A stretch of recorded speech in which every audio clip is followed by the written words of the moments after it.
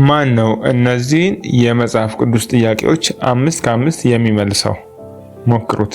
ጥያቄ ቁጥር 1 የማዕዘን ድንጋይ ማን ነው? ሀ ጴጥሮስ፣ ለ ጳውሎስ፣ ሐመርሃ ኢየሱስ፣ መ ዮሐንስ። ጥያቄ ቁጥር 2 አሮን ምን ነበር?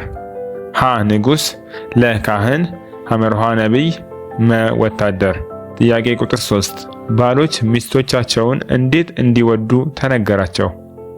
ሀ እንደ ወዳጅ፣ ለ እንደ እህት፣ ሐመርሃ ክርስቶስ ቤተክርስቲያንን እንደወደደ፣ መ እንደ ባሪያ። ጥያቄ ቁጥር 4 የእግዚአብሔር የጦር ዕቃ ውስጥ የጽድቅ ምን አለ?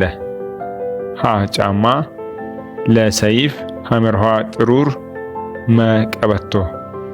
ጥያቄ ቁጥር 5 የእግዚአብሔር ስም ዳሽ ነው። ጻድቅ ወደ እርሱ ሮጦ ከፍ ከፍ ይላል።